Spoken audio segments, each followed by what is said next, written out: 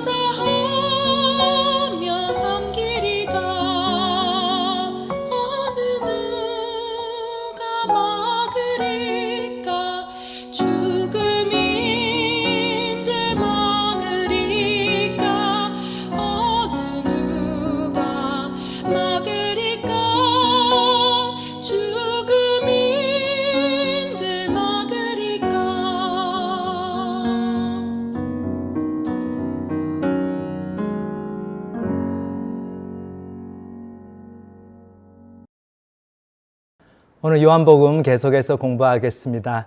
지난주에 우리 신성원 형제님이 요한복음 2장 1절부터 11절까지 그 가나의 혼인잔치에 대해서 말씀 전해주셨는데, 사실 1장 뒷부분을 저희들이 안 하고 넘어간 부분이 있습니다. 그래서 1장 뒷부분에 예수님께서 어떻게 빌립과 또 그 전에 안드레, 그리고 시몬 베드로, 그리고 나다나엘, 그런 제자들을 부르시는가, 그것에 대해서 저희들 함께 잠깐 살펴보도록 하겠습니다.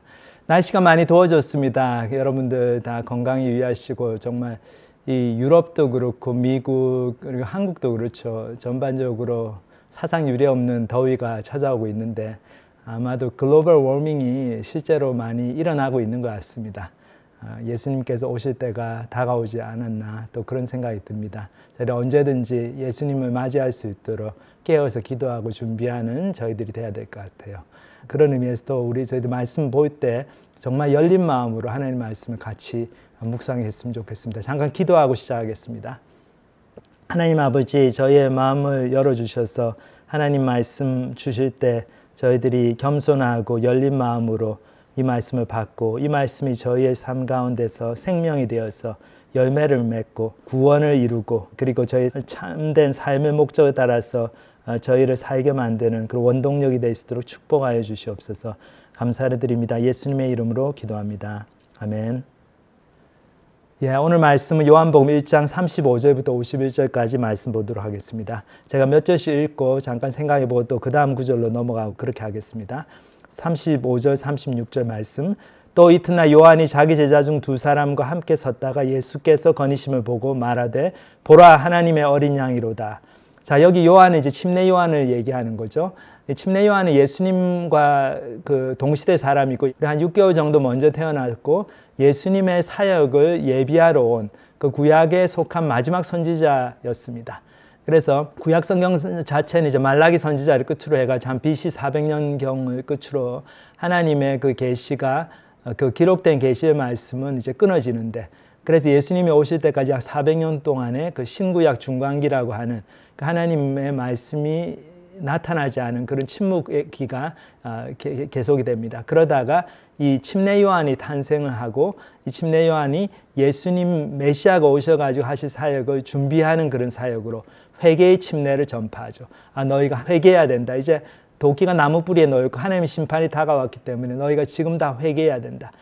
그 굉장히 능력 있는 메시지를 전했어요. 그래서 많은 사람들이 그 요단강으로 나와서 자기들의 죄를 회개하는 그 표시로 침례 요한에게 침례를 받고 그렇게 했습니다. 자, 그런데 침례 요한은 자기가 그렇게 인기 절정에 있는 그런 사역자의 삶을 살고 있었지만 자기의 본분을 잘 알았죠. 그래서 예수님께서 딱 나타나시니까 이제 예수님을 소개하는데 자기의 모든 노력을 다 바칩니다. 그래서 예수님이 이렇게 거니시는 것을 보고 자기 제자들한테 직접 얘기를 하죠. 야, 보라, 하나님의 어린 양이다. 근데 침례 요한이 예수님을 소개하는 그 일성이, 그 첫마디가 아주 재미있습니다. 흥미롭죠. 다른 얘기 아무것도 안 하고 하나님의 어린 양이다, 그렇게 얘기합니다. 그리고 다른 이제 공간복음에 보면은 하나님의 어린 양인데, 어떤 하나님의 어린 양인가 하면 세상 죄를 지고 가는 하나님의 어린 양이다, 그런 표현이 나옵니다. 그래서 이 하나님의 어린 양, 이런 얘기 들으면 어린 양 하면은 유대인들은 금방 알아듣죠. 이게 바로 구약 성경에서 가르치고 있는 제사제도, 우리가 죄를 지었을 때 그 죄의 대가로 희생제물을 드려야 되고, 그 희생제물이 많은 경우에 자기들이 집에서 키우던 양이었죠.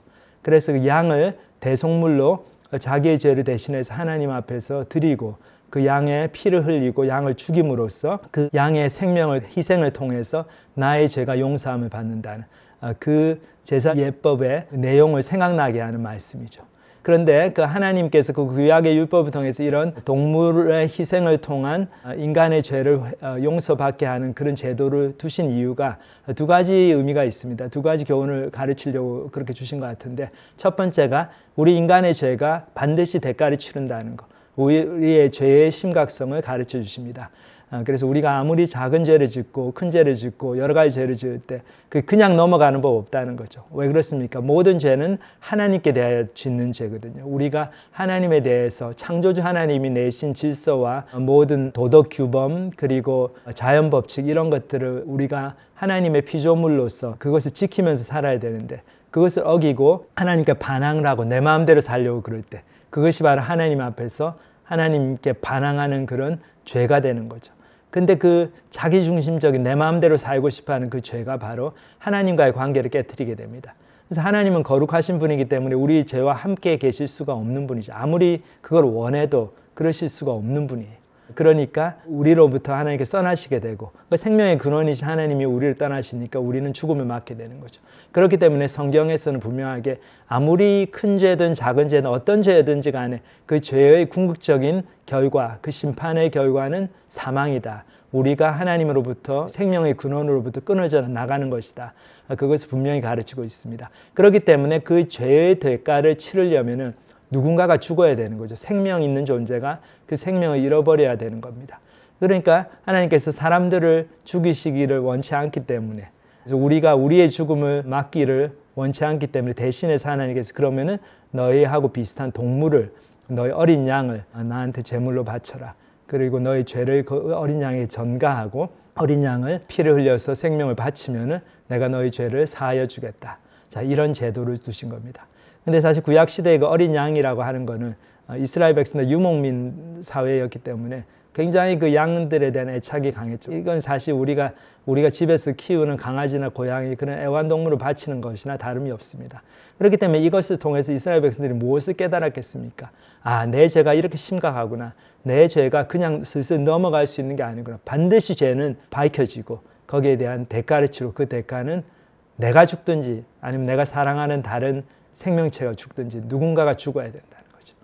자, 그리고 두 번째 교훈은 어떻습니까? 이렇게 대신해서 죽어주시는 분이 있어가지고 나의 죄가 용서함을 받을 수 있다는 또 그 대속의 진리를 가르쳐 주십니다. 동물을 드리는 거는, 동물의 생명을 드리는 거는 한계가 있죠. 그 대속의 효과가 제한적이었어요. 그래서 사람들이 계속해서 그 동물을 드리는 그 제사를 계속 반복했어야 됩니다. 왜냐하면 계속 사람들이 죄를 지으니까.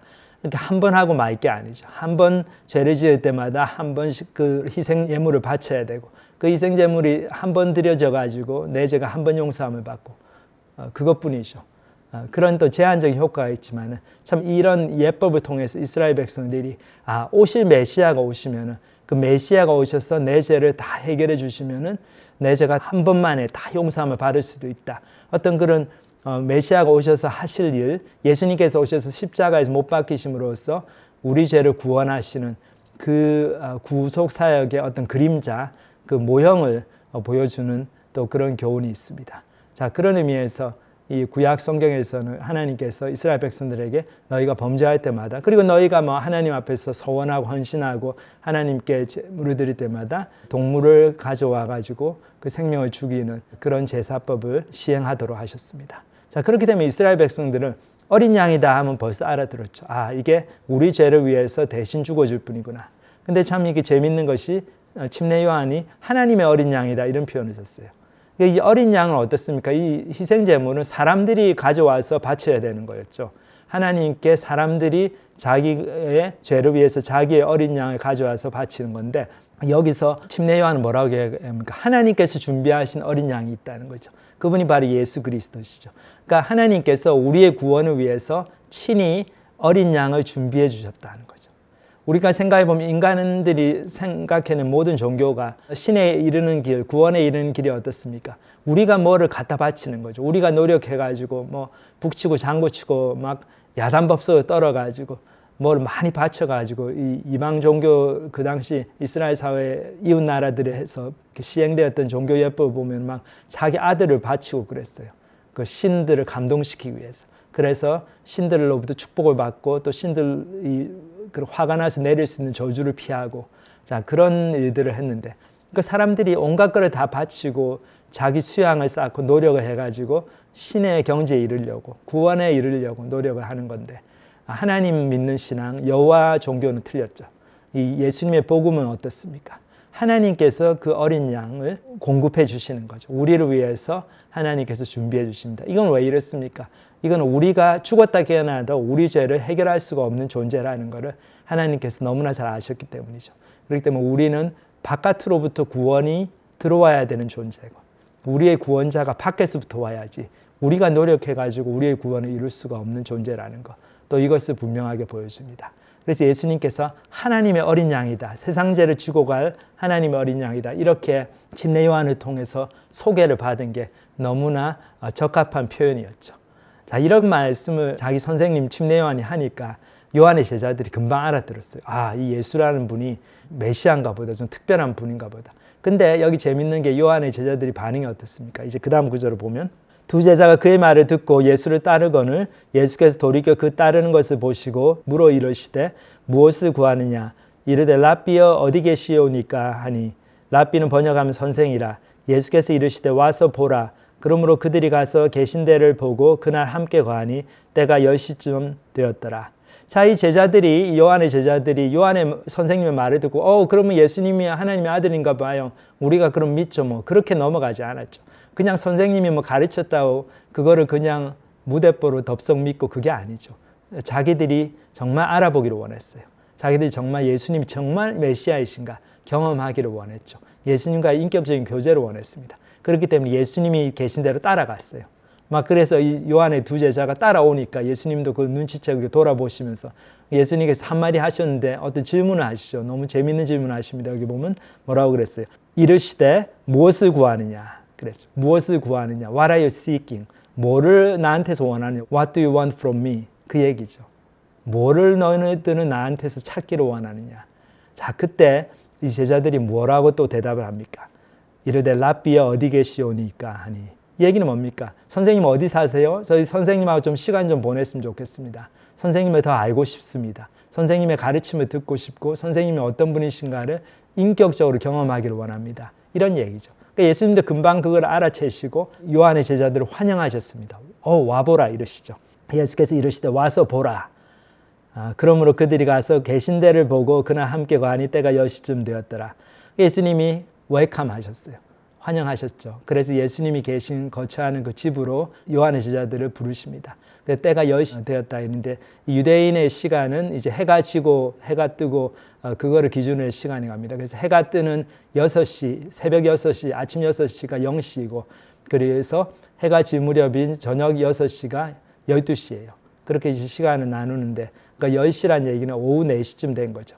오후 4시쯤 예수님께서 거처하시는 그 집에 가가지고 거기서 예수님과 시간 보내고 아마 그날 밤늦도록 거기 있었든지 뭐 거기서 잤든지 그랬던 것 같아요. 자, 이 예수님과의 그 귀한 만남, 그 시간을 함께 보는 걸 통해 가지고 이 요한의 두 제자들이 확신이 들었습니다. 아, 예수님이 진짜로 메시아구나. 그런 확신이 들었다는 걸 저희들이 그 다음 구절에서 알 수 있습니다. 여기 보면 요한의 말을 듣고 예수를 따르는 두 사람 중에 하나는 시몬 베드로의 형제 안드레라. 그가 먼저 자기의 형제 시몬을 찾아 말하되 우리가 메시아를 만났다 하고 메시아는 번역하면 그리스도라 데리고 예수께로 오니. 자, 여기 보면 요한의 그 두 제자들 예수님과 시간을 보낸 두 사람 중에 한 사람이 시몬 베드로의 형제인 안드레라고 그랬죠. 이 안드레가 예수님과 시간을 보낸 다음에 뭐라고 합니까? 자기 형한테 가가지고 베드로한테 가서 야, 우리가 메시아를 만났다. 메시아란 말이 구세주란 뜻이죠. 구주, 구원자, 하나님의 아들이다. 그 말이죠. 이게 히브리어로 메시아이고 이거를 그리스 말로 번역한 것이 그리스도. 그러니까 그리스도라는 말은 구원자라는 그리스어입니다. 그래서 이런 말을 확신 있게 하죠. 그래서 자기 형 베드로를 예수님께 데리고 옵니다. 자, 이게 바로 예수님을 정말로 인격적으로 경험한 사람들의 표시입니다. 우리가 하나님의 말씀 그냥 들을 수 있죠. 이렇게 침례 요한이 자기 제자들에게 예수님을 소개하면서 보라 세상 죄를 지고 가는 하나님의 어린 양이다. 그랬을 때 그 제자들이 그냥 그렇습니까? 하고 노트에 그냥 적어놓고 예수님은 하나님의 어린 양. 그러고 넘어갔으면 어땠을까요? 그냥 이 사람들이 생각하고 있는 예수님에 대한 그 생각은 그냥 어떤 뭐라고 할까요? 그냥 머릿속으로 알고 있는 그런 어떤 지식적인 그런 수준에서 머물렀겠죠. 그렇기 때문에 이 사람들이 뭐 밖에 나와가지고 예수님이 진짜 하나님의 아들입니다. 그렇게 전하기가 힘들었을 것 같아요. 아직 그런 구체적인 믿음은 안 생겼겠죠. 근데 이 사람들이 어떻게 합니까? 자기 선생님의 말을 듣고 거기에 대해서 반응을 보이죠. 그 말씀에 자기들의 순종을 더합니다. 그래 어떻게 해요? 자기 선생님이 얘기한 대로 이 예수님이 진짜 하나님의 어린 양인가? 그걸 알고 싶어가 예수님께 찾아가가지고 예수님과 시간을 보냅니다. 그러니까 저희도 예수님을 정말로 인격적으로 만나야 됩니다. 교회에 아무리 끄떡끄떡 나오고 하고 또 이런 말씀을 듣고 해도 이 말씀을 듣고 거기에 반응을 보이지 않고 그 말씀에 순종해가지고 뭔가 내가 예수님이 정말로 살아계신 분인가, 하나님의 아들인가, 이 하나님 말씀이 진짜인가, 그거를 알기 위해서 내가 순종을 해보고 구체적으로 더 알아보고 경험을 해보고, 그러지 않으면은 그 구원에 이르는 믿음을 가질 수가 없죠. 그 소위 얘기하는 거듭남의 역사는 없습니다. 그리고 거듭난 분들도 그런 삶을 구체적으로 계속 살아나가지 않고, 이제 그 다음부터 말씀을 듣고는 그냥 들은 말씀을 그냥 아는 수준에서 그냥 머물러 버리고 순종하지 않으면은 그 믿음이 자라지를 않죠. 그래서 우리가 구원을 받았을지는 모르지만은 참 우리의 삶 가운데 정말로 믿음이 없고 조금만 힘든 일이 생기면 낙심하고 겁내고, 그래서 하나님께 순종하지를 못하는 그런 열매 못 맺는 열매 없는 그리스도인의 삶을 살게 됩니다.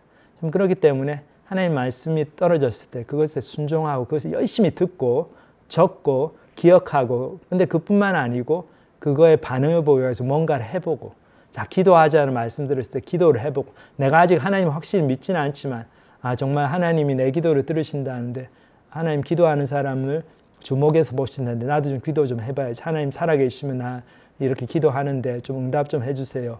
하나님 알고 싶습니다. 그렇게 정직하게 기도할 때, 이번 아직 예수님을 믿지 않는 분들의 기도도 하나님께서 신경 써서 들으시죠. 반응을 보이십니다. 근데 우리가 그렇게 안 하기 때문에 하나님이 없는 것 같고, 하나님의 은혜를, 하나님의 살아계심을, 예수님의 그 놀라운 능력을 경험을 못하는 겁니다. 자, 그래서 여기 보면 시몬 베드로의 형제 안드레가 이렇게 나와가지고 자기 형한테 가서 내가 메시아를 만났다. 그러니까 형이 막 뭐 어떻게 되는데, 그러니까 와보라 그러죠. 자신 있게. 예수님 만나면 너도 바뀐다.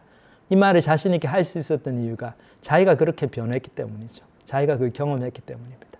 네, 제가 1980년도인가요? 그때 세계복음화 대성회, 지금도 기억이 나는데 제가 중학교 1학년 때죠. 그때 여의도 광장에 뭐 200만 명이 모였다 그러잖아요. 저도 언뜻 기억에 그 텔레비전으로 빌리그레암 목사님도 오셔가지고 그 막 메시지 전하시고 김장한 목사님 통역하고 그거를 본 기억이 나는데, 그때 막 광고 중에 텔레비 광고를 많이 했어요. 그때 참, 그때는 한국 교회가 뜨거울 때가지고 굉장히 이렇게 유행하던 그 표어가 뭡니까? 나는 찾았네, 나도 찾았네, 새 생명 예수 당신도 찾을 수 있습니다. 여의도로 모입시다, 미스바로 모입시다, 막 이런 광고 문구였거든요.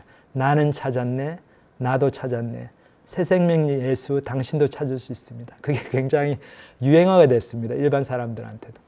그게 바로 전도의 본질이죠. 내가 먼저 찾아야지 전도를 할 수 있죠. 저도 보면은 초등학교 한 1학년 때부터 교회는 다녔어요. 열심히 다녔어요. 그 전에도 한 말씀드린 것처럼. 근데 중3 때 진짜 예수님을 제대로 만나는 경험을 하기 전까지는 딴 거는 다 하겠는데 전도는 못 하겠더라고요. 전도는 솔직히 양심이 찔려가지고 잘 못 하겠더라고요. 왜 그런가 하면 내가 볼 때 내 친구들도 잘 살거든요.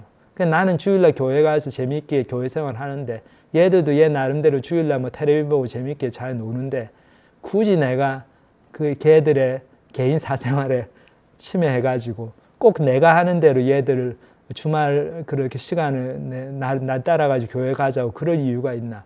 그 말을 차마 막 강요해서 와보라 그렇게 못하겠던 거예요. 왜 그러냐면 내가 메시아를 만나는 경험이 없으니까. 뭐 교회가 아주 재미있게 생활을 했지만 메시아를 만난 경험은 없거든요. 그러니까 뭐 천지가 개벽이 나는 구세주를 만나는 경험을 해야지, 돌아다니면서 사람들한테 도시락 싸가지고 다니면서 너도 구세주를 만나야 된다, 나는 찾았네, 너도 찾을 수 있다, 그렇게 얘기를 할 텐데 그건 못하는 거죠. 그래서 내가 정말 신앙이 있는가 없는가 한번 이렇게 체크해 볼 때, 내가 전도에 대해서 어떤 마음을 갖고 있는가. 여러분 중에 혹시 딴 거는 다 하겠는데 전도는 진짜 못하겠다, 너무 힘들다, 그런 분이 계십니까? 그러면 내가 진짜로 예수님을 만났나? 내가 정말로 하나님의 구원의 은혜를 발견했나? 찾았나? 나는 정말 찾았나? 그거를 깊이 한번 고민해 보실 필요가 있습니다. 자, 그래서 와보라 했죠. 그래서 예수님께로 데리고 왔습니다. 그렇게 했을 때 베드로가 왔을 때 예수님께서 뭐라고 그러십니까? 여기 보면 예수께서 보시고 이르시되 네가 요한의 아들 시몬이니 장차 게바라 하리라 하시니라. 게바는 번역하면 베드로라. 자, 여기 보면은 예수님께서 요한의 아들 시몬을 보시면서, 시몬이 원래 이제 이 사람 이름인데 너는 장차 베드로라 할 것이다. 게바다. 게바라는 말이 히브리어로 그 반석이란 말이고, 이 히브리어 게바의 헬라어 그리스 말 번역이 이 피터, 베드로라는 얘기죠. 페트라, 반석이라는 얘기죠. 그래서 예수님께서 이미 베드로를 보시면서 베드로의 그 신앙 고백 위에 하나님의 교회를 세우시고 놀라운 비전, 그 베드로를 통해서 초대교회의 놀라운 역사가 나타나 너는 그렇게 크게 될 사람이다. 그거를 이미 말씀해 주십니다. 자, 이게 정말 신앙생활의 백미죠, 묘미입니다. 예수님은 우리를 따라오라고, 우리를 보고 나를 따르라 그렇게 말씀하십니다. 자세한 거 안 가르쳐 주세요. 나를 따르면 뭐 네가 이게 7단계 성경 공부를 해가지고 이렇게 예수님 믿게 되고 제자가 되고 그 다음엔 전도 뭐 폭발을 배워가지고 전도도 잘하게 되고 나중에는 설교하는 법도 배우고 설교도 잘하게 돼서 이렇게 선교사로 쓰임 받게 될 거다. 그런 얘기 안 하시죠. 예수님 그냥 나를 따르라. 나만 따라오면은 내가 너를 뭐라고 하셨습니까? 사람을 낚는 어부가 되게 하리라. 그게 무슨 말인지 사실 설명도 안 해주셨어요. 베드로에게, 예수님의 제자들에게. 근데 나중에 다 알게 됐죠. 예수님에 따르기만 했으면 됐습니다. 그래서 우리를 하나님께서 부르실 때 우리 한 사람 한 사람을 향한 하나님의 놀라운 계획이 있습니다. 그 계획은 우리 인생을 잘 먹고 잘 살게 만들고 우리가 원하는 그런 이기적인 욕구를 채워주는 그런 계획이 아니고 하나님 나라를 위한 계획이죠. 하나님의 그 위대한 구원 계획에 우리를 동참시키십니다. 우리에게 일정한 역할을 맡기시는 거죠. 그러니까 이게 얼마나 위대한 그런 역할입니까? 옛날에 2차 대전이 끝날 무렵에 오펜하이머라고 미국의 유명한 물리학자가 그 원자폭탄 만드는 그 계획, 맨하탄 프로젝트라고 그러죠. 맨하탄 프로젝트를 그 알고 있는 3사람 중에 한 사람이었는데 너무나 극비라 가지고 웬만한 사람도 몰랐어요. 뭐 국방부 장관도 모르고. 근데 그때 이 맨하탄 프로젝트를 하면서 수천 명의 과학자들과 엔지니어들 모아놓고 아침마다 연설을 했다고 그러잖아요. 여러분들은 여러분들이 하고 있는 일의 중요성을 아직 잘 모르지만 내가 다 얘기해 줄 수는 없지만 극비기 때문에 하지만 여러분들이 하는 이 일을 통해 가지고 우리는 히틀러를 물리칠 수 있고 세계대전이라는 이 비극을 종식시킬 수 있는 그런 중요한 사명을 지금 감당하고 있으니까 열심히 하십시오. 이런 얘기를 했다잖아요. 하나님 나라의 비밀도 그렇습니다. 우리가 하는 일의 의미를 우리가 지금은 다 잘 알 수 없어요. 우리가 죽고 나서 근데 하나님 앞에 가보면 하나님 그때 나한테 이런 걸 시키셔서 내가 나름대로 열심히 했는데 내가 볼 때는 별로 열매도 없는 것 같고 뭐 잘 모르겠더라고요. 어떻게 됐는지. 그래도 하나님이 하시라고 해서 열심히 했습니다. 하나님 그 일의 의미가 뭡니까? 나의 사명의 의미는 무엇입니까? 그때는 하나님이 다 가르쳐 주셨죠. 근데 하나 확실한 것은 우리를 반석으로 쓰신다는 것. 하나님 나라의 놀라운 구원 계획의 일부로 너무나 중요한 역할을 우리 한 사람 한 사람들을 맡기시고 그리고 우리가 그 역할을 잘 감당해 나갈 수 있도록 힘을 주시고 믿음 주시고 모든 필요한 걸 채워주시고 또 그걸 통해 가지고 우리 믿음이 자라고 우리가 하나님을 사랑하는 게 자라고 우리의 하나님에 대한 신뢰가 자라고 우리가 하나님을 더 개인적으로 인격적으로 경험하게 되고 그래서 다른 사람한테 가가지고 내가 메시아를 만났다. 당신도 찾을 수 있습니다. 나는 찾았네. 새 생명 예수 당신도 찾을 수 있습니다. 이런 얘기를 할 수 있게 되는 거죠. 그런 게 우리를 축복하고 싶어 하시는 것이 바로 하나님의 마음입니다. 근데 이거는 우리가 예수님께서 나를 따르라고 했을 때 예수님을 따라가는 그 순종이 있어야지 우리가 이것들을 다 경험하게 되는 거죠. 여기 이제 보면 예수님께서도 이렇게 사람들을 불러 모으시죠. 본문을 보면 이튿날 예수께서 갈릴리로 나가려 하시다가 빌립을 만나 이르시되 나를 따르라 하시니 빌립은 안드레와 베드로와 한 동네 벳세다 사람이라. 예수님의 특유한 그 레파토리입니다. 예수님께서 제자들을 부르실 때마다 이런 말씀을 주시면 나를 따라오느라 나를 따르라. 그러니까 신앙생활을 한다는 것은 우리가 예수님을 따라가는 겁니다. 예수님이 우리를 따라다니면서 우리 인생을 뒤치다꺼리 하는 게 아니고 우리가 예수님을 따라다니면서 예수님이 시키신 일을 하는 것. 그것이 신앙생활이고 그것이 전국적으로 우리의 삶의 가장 중요한 목적이고 가치입니다. 우리가 이 땅에서 왜 밥을 한 그릇 더 먹고 물을 한 모금 더 마시고 또 새로운 하루를 맞이하면서 살아야 됩니까? 어떻게 보면 쳇바퀴가 도는 것 같은 인생인데 다람쥐 쳇바퀴 돌듯이 똑같은 일 뭐 비슷한 시간에 일어나가지고 화장실 갔다가 신문 보다가 밥 먹고 또 좀 책 보다가 점심 먹고 또 일하다가 저녁 먹고 또 텔레비전 보다가 자고 또 그 다음날 일어나고 이렇게 그날이 그날 같은 삶을 사는 것 같지만 그게 아니죠. 하나님 마음 속에 들어온 인생은 이제 우리를 한 사람 한 사람을 향하신 하나님의 사명을 감당하는 그 삶을 살라고 예수님께서 우리를 부르십니다. 그래서 우리가 그거를 기억하고 예수님이 하라고 하신 일을 조그만한 것부터 아주 작은 일부터 말씀이 떨어졌을 때 순종하면서 그것을 쫓아가면은 우리가 그것이 바로 예수님을 쫓아가는 삶이고 그거를 통해서 우리는 하나님께서 우리 인생을 통해서 이루고자 하시는 하나님의 놀라운 역사를 이루게 되는 그 특권과 그 축복을 경험하게 됩니다. 자, 그래서 빌립도 예수님을 따르게 되고 딱 이렇게 또 예수님을 경험하고 나가지고 빌립이 또 나다나엘이란 자기 친구를 찾아가 전도를 하죠. 여기 보면 빌립이 나다나엘을 찾아 이르되 모세가 율법에 기록하였고 여러 선지자가 기록한 그 일을 우리가 만났으니 요셉의 아들 나사렛 예수니라. 나다나엘이 이르되 나사렛에서 무슨 선한 것이 날 수 있느냐. 빌립이 이르되 와서 보라 하니. 자, 여기 보면은 나다나엘은 또 이런 선입관이 있었어요. 이 사람이 이제 보면 되게 거룩하게 나름대로 하나님을 열심히 쫓아가려는 사람이었기 때문에 거룩하지 않는 곳 동네는 싫어했어요. 근데 아마도 이 나사렛이라는 동네가 진짜 별 볼 일 없고 좀 위험하고 좀 촌동네고 사람들이 뭐 너무 가난해가지고 율법도 잘 안 지키고 뭐 이런 동네였던 것 같아요.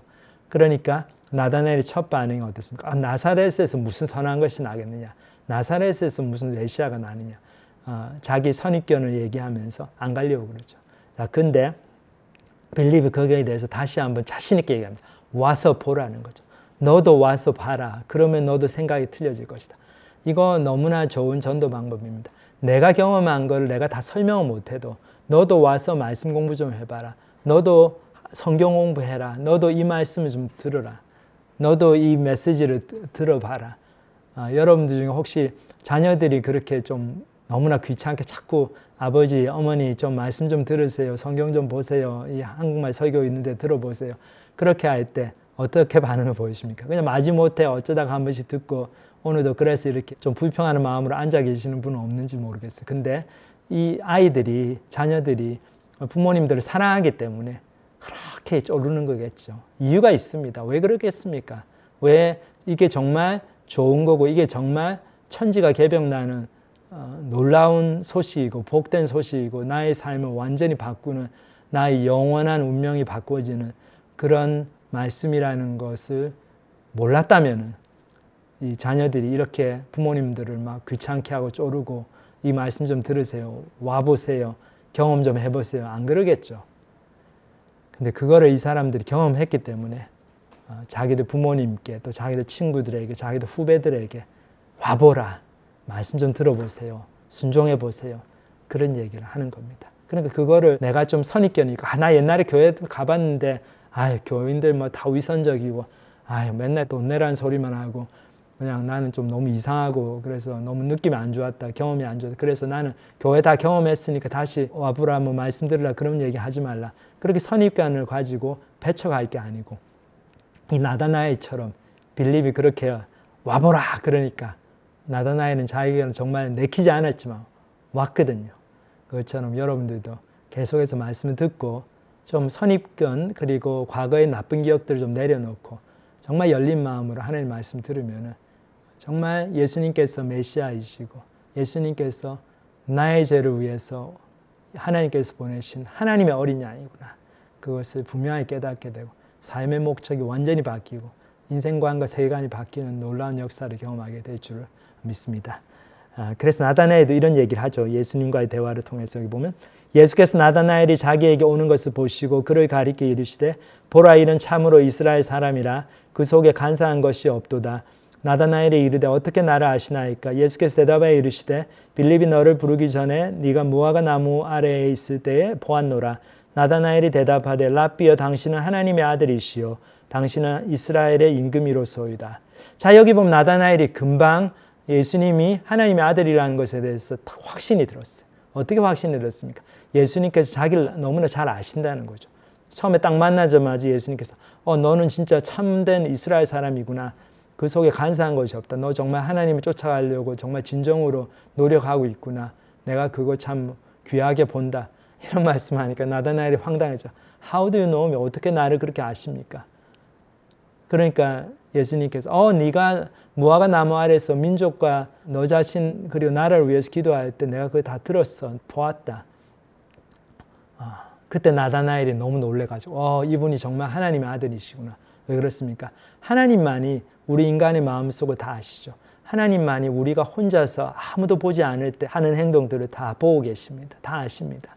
그리고 하나님만이 우리가 정말 하나님을 찾고자 하나님과 친해지려고 하나님께 나와서 기도할 때 그 기도하는 모습을 주목해서 보시고 기억하십니다. 그리고 우리 기도에 응답하십니다. 예수님께서 이런 말씀을 쭉 하시니까 나다나엘이 금방 당신 정말 하나님의 아들이시고 이스라엘의 임금이로소이다. 금방 고백을 합니다.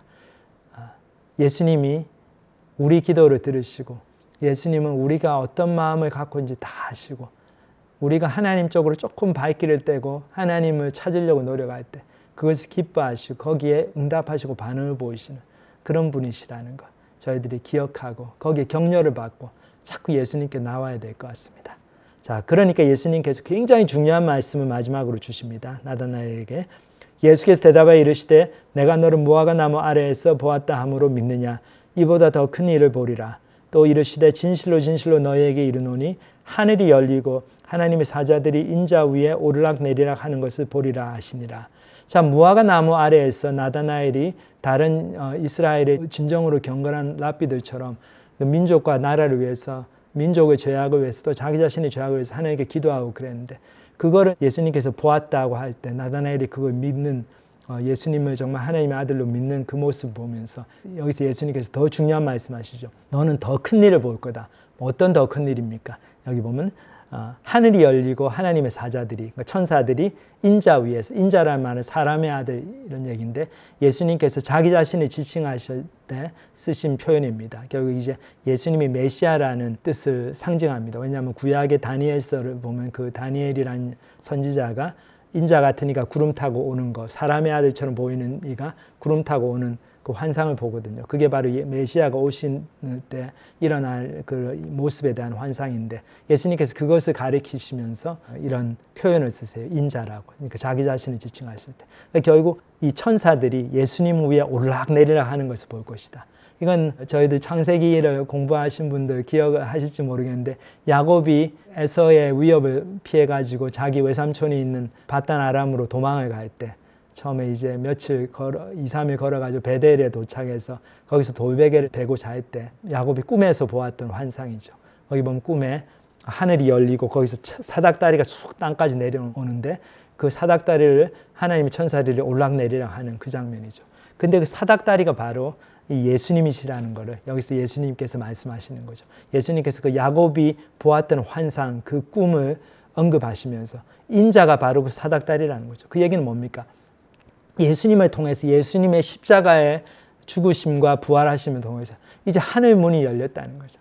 그래서 우리 인생에서 우리가 살아가는 이 삶이 그냥 이 땅에서 살다가 죽고 그냥 다른 동물과 별 다를 바 없이 잘 먹고 잘 살려고 애쓰다가 그러다가 죽고 또 자식 낳고 자식들이 커서 또 죽고 그런 삶이 아니고 하늘과 연결된 삶을 살게 된다는 거죠. 우리가 예수님을 정말로 믿을 때 이제 하나님의 자녀가 돼서 하늘 문이 열리고 우리의 이 땅에서의 삶이 영원한 것과 연결이 되는 그래서 우리가 이 땅에서 하는 일들이 하늘에서 하는 일들을 반영하게 되고 하나님께서 그것을 관심 있게 보시고 하나님의 계획들이 우리의 삶을 통해서 이루어지고 하는 그런 놀라운 특권, 놀라운 그런 목적을 가진 그런 삶으로 변화된다는 거죠. 우리의 삶이. 바로 예수님 때문에. 하늘 문이 열리는 삶을 우리 많은 그리스도인들이 살아가게 될 것을 예수님의 따르는 많은 당신의 제자들이 살아가게 되고 그 귀한 이 하늘 문이 열린다는 이 소식을 다른 제자들에게 다른 사람들에게 믿지 않는 사람들에게도 전파하게 될 것이라는 그 큰일 그거를 나다나엘에게 말씀하십니다. 자 여러분들 우리는 정말 하늘 문이 열린 삶을 살고 있습니까? 아니면 그냥 이 땅에서 그냥 내 한 몸 그냥 잘 먹고 잘 살려고 그냥 등 따시고 배부르게 살려고 내 건강 그냥 염려하면서 그렇게 살다가 그냥 이렇게 살다가 인생을 마감하고 있습니까? 그게 아니죠. 우리가 지금이라도 나이가 내가 몇 살이든 간에 상관이 없어요. 우리가 지금이라도 예수님을 정말로 내 인생의 주인으로 영접을 하고 예수님이 하나님의 아들이고 이분을 통해서 내가 구원을 받는다. 이분만이 길이요 진리요 생명이시다.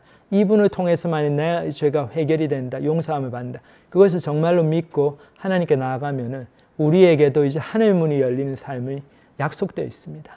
그래서 우리 인생이 앞으로 몇 년이 더 남았든지 간에 그 인생은 정말 복된 인생이고 그 인생을 통해서 하나님께서 놀라운 일을 하시고 하늘문이 열려서 그 천사들이 이 땅에 내려와서 나의 삶을 통해 가지고 하늘의 영광 그리고 하나님의 놀라운 구원 계획을 이루시는 그 놀라운 역사를 저희들이 목도하게 될 것입니다. 이 참 귀한 축복을 다 누리시는 저와 여러분이 되시기를 간절히 기도드립니다. 같이 기도하시겠습니다. 하나님 아버지 감사합니다. 오늘 말씀을 통해서 정말 예수님께서 하나님께서 저희 죄를 위해서 저희 구원을 위해서 예비하신 하나님이 보내주신 어린 양이다. 그것에 대해서 다시 한번 저희들이 배우고 근데 이것이 정말 머릿속으로만 아는 지식에 머무르는 게 아니고 저희가 정말 저희도 말씀에 순종해서 반응해서 예수님께로 나아가서 정말 예수님의 말씀을 따라보고 순종함으로써 예수님과의 인격적인 교제가 일어나고 정말 예수님이 하나님의 아들이심을 개인적으로 확신하게 되는 그런 경지에 나갈 수 있도록 축복하여 주시옵소서. 그래서 그것을 통해서 나는 찾았네 하는 그 구원의 기쁨이 저희 삶 가운데 넘쳐나고 그 구원의 기쁨을 가지고 다른 사람에게도 새 생명 예수 당신도 찾을 수 있습니다.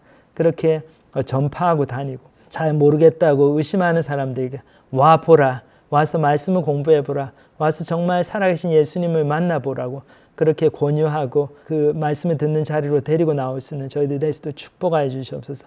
아직까지 하나님의 그 말씀을 믿지 못하고 아직 예수님을 자기의 구주와 주인으로 받아들이지 못해서 하늘 문이 열리는 삶을 경험하지 못한 분들 오늘이라도 정말 결단하고 예수님을 당신의 주인으로 구주로 받아들여서 정말 하늘 문이 열리고 천사가 이 땅에 우리의 삶 속에 올락내리락 하면서 우리의 삶을 통해서 하나님의 놀라운 구원 계획, 놀라운 역사들이 이루어지는 그런 풍성한 삶을 오늘부터 경험하게 되는 모든 분들이 될 수 있도록 축복하여 주시옵소서. 감사를 드립니다. 예수님의 이름으로 기도합니다.